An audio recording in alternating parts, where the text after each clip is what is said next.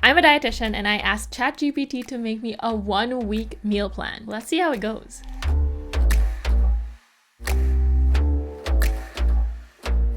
What's up guys, it's Jo and welcome back to another episode. Artificial intelligence is taking over the world. If you are not familiar with Chatgpt, it can generate pretty much anything. You can ask questions, you can ask for ideas, you can even ask for meal plans. Are dietitians gonna be out of a job? I wanted to see if it can generate a meal plan and how effective, efficient, and helpful it would be to the individual. Let's get into the video.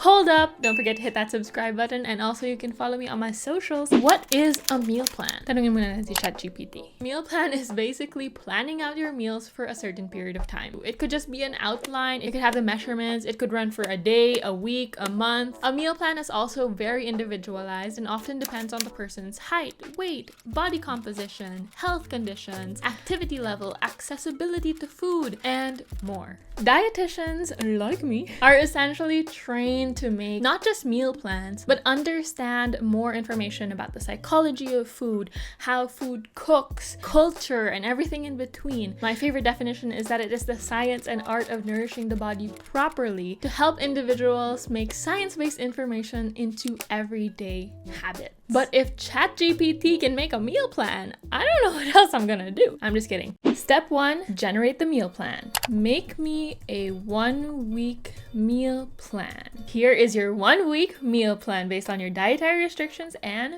fitness goals. Ooh, okay. This is a very Western meal plan, so let's try to be a little bit more specific. Make me a Filipino meal plan for 1 week. Here is 1-week Filipino meal plan that excludes beef, pork, or seafood. I do taste beef, pork, and seafood every once in a while, but generally I don't really eat them. Look at this from day 1, day 2, day 3, day 4, day 5, day 6, and day 7. Now it's more patterned to my actual palate. So Chatgpt made me a 7-day meal plan with a meal pattern of breakfast, snack, lunch, snack, dinner. I think we could actually specify this even more and tell them how many meals and snacks we usually have. Step 2, make your grocery list. So now what I'm going to do is I'm going to get all of the ingredients here and put it into a list. I'm not so sure if I'm going to be able to get some of these snacks like puto and bibingka, mango sticky rice. That's saucy. These are your usual Filipino snacks. Yes, you'd have to buy it outside or it would take a bit of work to make it on your own. So we're gonna have to put a little bit of extra effort to get these snacks in. Step 3, try the meal plan. Let's see if this meal plan is doable and if Chatgpt is out to get the dietitian's job.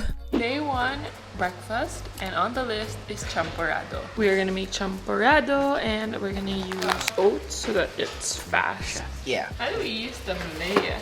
We've got the champorado oats, champozado. You get a better champorado texture with oats when you use like instant or quick cooking, just because it's already like in flakes. What is champorado without condensed milk?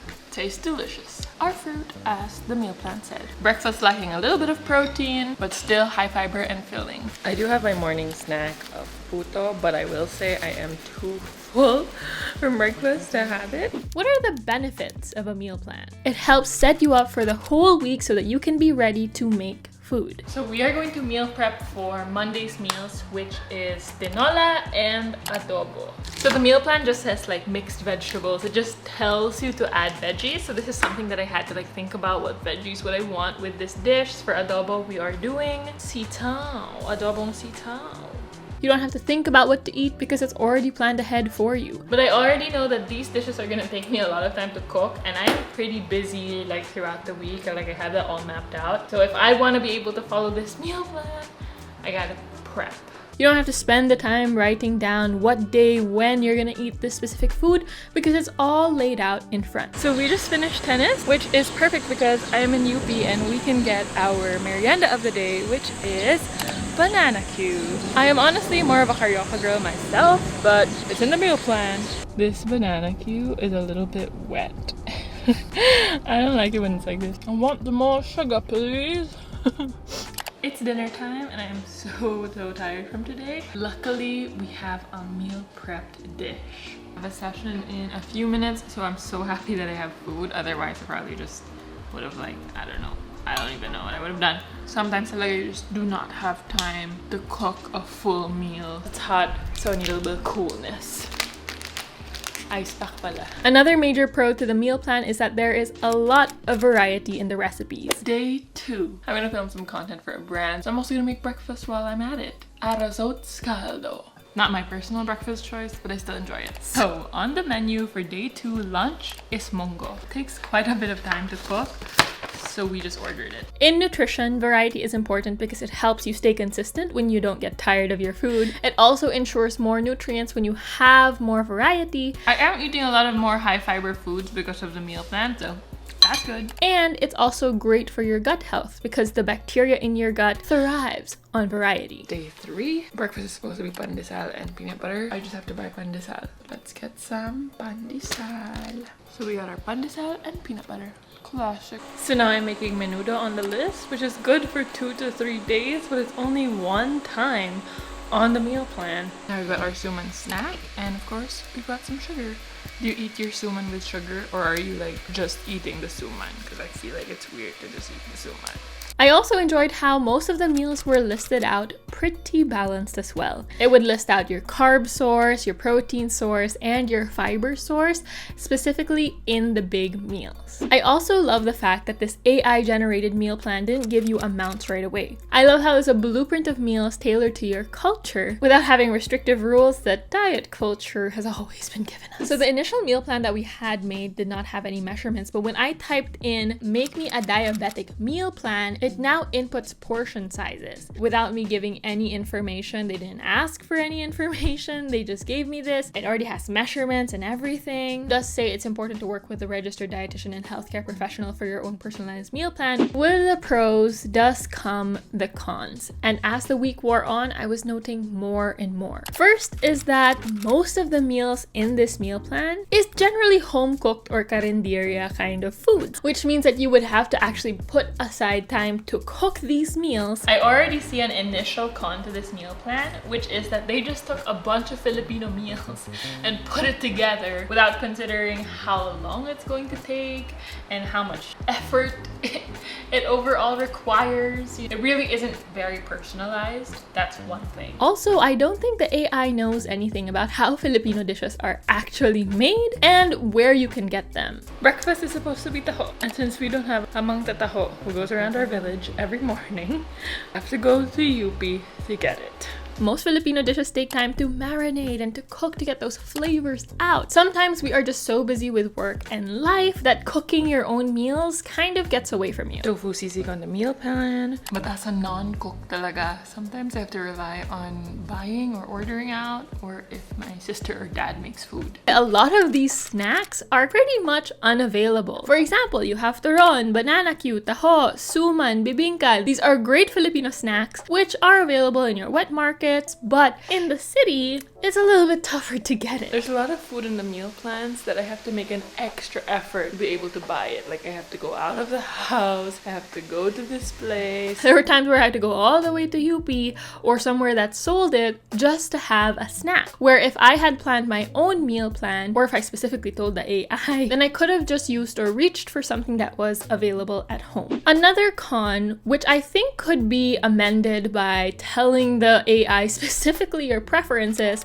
is that there are some dishes that I just don't like. For example, I don't eat laing. If I had the choice between banana Q and carioca, I would choose carioca. Now, I did say that variety was a great plus, but it was also a con, and here's the reason why. When you have a lot of variety in a menu, it's going to be hard to make single serving dishes. You would pretty much cook everything, making a big batch of that dish that will last you a few meals. Also, like every day has that very different recipe, so there's a lot of meal prep that has to happen for this meal plan to fall through. You could just put like a bunch of Filipino recipes on the meal plan.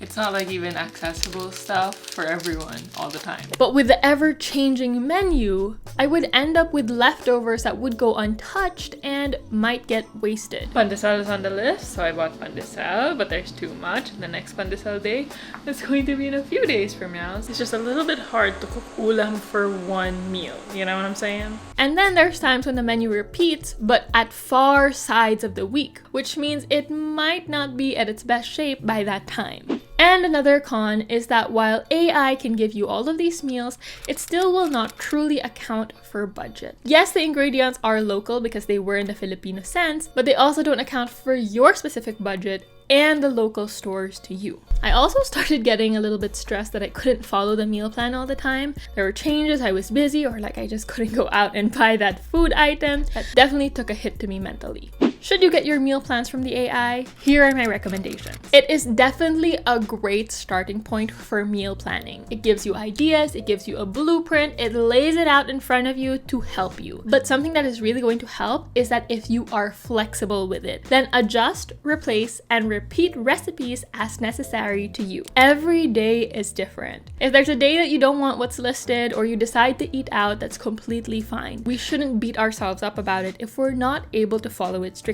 For me, what I would have done if I had this meal plan was probably change a bunch of snacks into more available snacks for me, and I would have added a little bit more protein and fiber to the snacks. And also repeated a few more recipes so that it would be easier to handle these leftovers. In short, I felt like this meal plan just threw a bunch of Filipino recipes that it knew into a meal structure and called it a day. And remember, if you have any specific health concerns, diabetes, PCOS, kidney concerns, or anything in between, it's best to consult a dietitian for those needs and not just ask the AI to generate your meal plan. Is artificial intelligence going to take over the dietitian's job? Yeah, no. Yes, artificial intelligence can be helpful, they are smart, they don't know the nuances, the contexts, the ins and outs and intricate details. They just don't have the experience of a dietitian in dealing with human nutrition. I think you can ask it for like science-based information, but it is definitely not the place to turn to when you have to start contextualizing that into your everyday habits. So it's not something that is just convertible automatically to someone's experience, because there are still nuances that it did not get. I hope you guys enjoyed this as we tackle a little bit more of AI and how it can fit into this world. I know there's a lot of controversy around it, but I definitely think it's a great way to get more information,